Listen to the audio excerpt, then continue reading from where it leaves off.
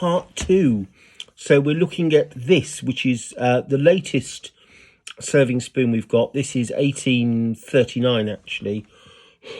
It's got the marks there, but you can see how big, even at this point where the town mark is struck in a circular punch, it isn't as big as it was certainly in the 18th century.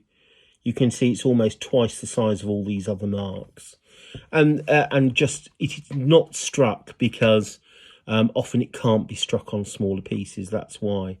But after 1836, almost all of these large serving spoons will have a town mark, and certainly this is commonly the most accessible way, unless you can find a piece of York Club silver, to buy a town mark, because it will be on a piece of flatware, although in years gone they have been very expensive. It's useful to know because sometimes auctioneers don't show pictures of the hallmarks on things. They'll just say it's York 1839 or York 1845, and in the past I have gambled and not requested photographs so no one can see what it is, and I have bought these spoons pretty confident that they will have a York town mark on the back. And so far, even though I've been stupid and sold them all, so far every one I've bought has had a town mark on the back. And that's not in any book. It's not even in my book, sadly. I may have to do a revision. But just be aware that town marks on flatware, very rare. But after 1835-36, on these large serving spoons, on things like fish slices, anything big, a soup label, you're going to get probably, don't hold me to this, but you're probably 99% likely to have a town mark on it. Smaller things, just a little note about small bits of silver. These are just salt spoons. These are York 1827. Hardly ever, unless they're York Club, are these things going to have a town mark on them. They're just not. They often have the maker's mark, the standard mark and the duty mark. They won't have the leopard's head either. It's an odd thing. Most of the time they won't have the leopard's head. They legally had to have the standard mark to show it was sterling and the duty mark to show that the duty was paid.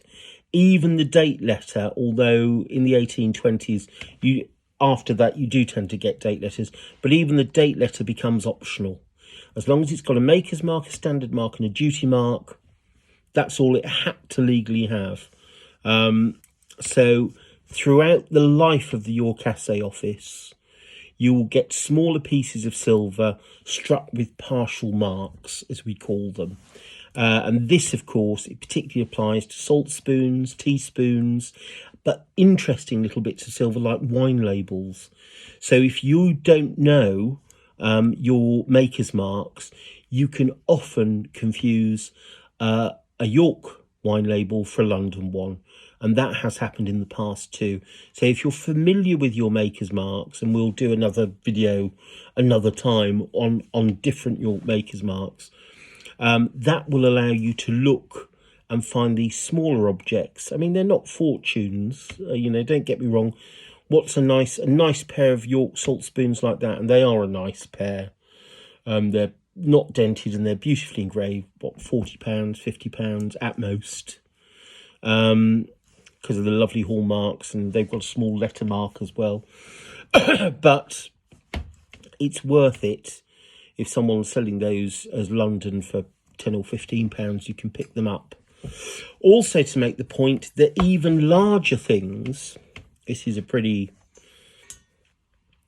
hefty christening mug, ridiculous thing really. This is for York 1849. So it's at that later period where they are fond of putting town marks on larger pieces of serving silver, table silver, but this doesn't have a town mark.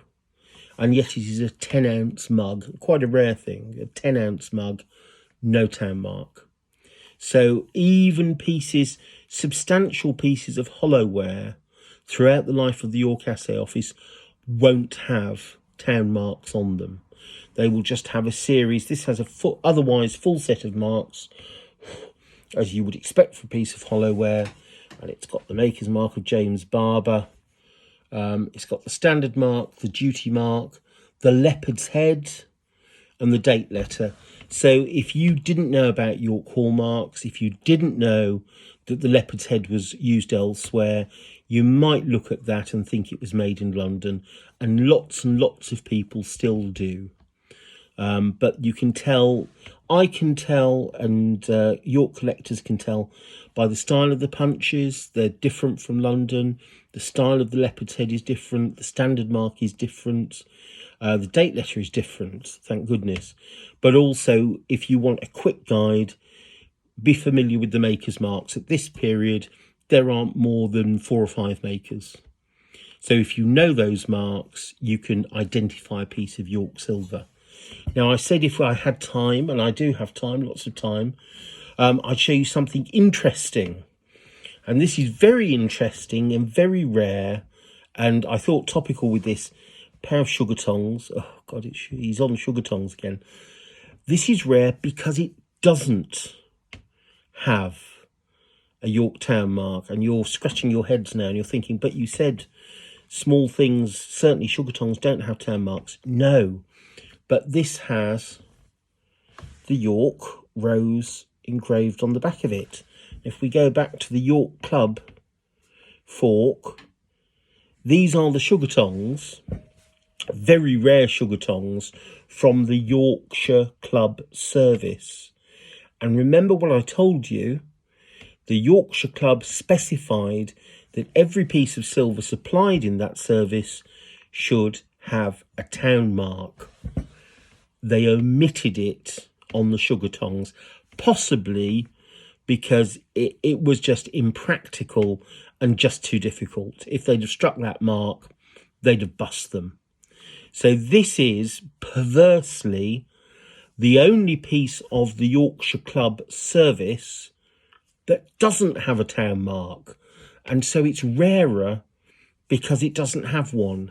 So this is the insane world of hallmarking, I'm afraid, and collecting antique silver. But those are extremely rare just because they don't have a York town mark. It's lunacy, isn't it? We've galloped through that. I'll do a close-up of a few of the difficult to see marks and run through those, not all of them. But hopefully that's cleared it up slightly, because lots of people were very confused by the catalogue description that I mentioned in the first video, in a sale in Scotland, a specialist silver sale in Scotland. And I'm sure they've heard about it by now, but they still haven't changed the description. They are dogged and do dig their heels in with these things, don't they? They won't be, they actively refuse to learn, which may be admirable, it may not. And whilst we've got a minute or two at the end, now we're getting almost, dare I say, Christmas in September, but we're approaching Christmas, and you may be struggling to give that great aunt or great uncle a gift that will delight and enliven their Christmas, or maybe you hate them and you want to give them a gift that will blight it. Whichever the reason, a few of these are still left on Amazon. Mr. Bezos, in his eagerness to clear the warehouse, nothing to do with me, I get a pittance whatever happens, but Mr. Bezos, in his eagerness to clear the warehouse and build another rocket, is offering them even cheaper now. So if you want a copy, and it is the last print run, I have to say that, underscored, unless a large multinational publishing house wants to take me on board, and the chances of that are slim, I tell you, to nil. If you want a copy and give it someone at Christmas, don't leave it to Christmas, because there won't be any left. So buy it now, wrap it up, and give it to someone you love if you've enjoyed reading it, or someone you hate if you can't stand me and my reminiscences. But it's there's 2 good reasons to buy it. Buy it for someone you love, or buy it for someone you hate.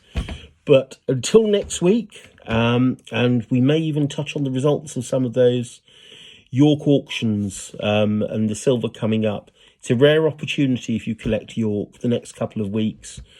You don't see it like you used to, and privately between you and I don't think you will. And that's the inside track. So until next week, good antiques hunting and goodbye.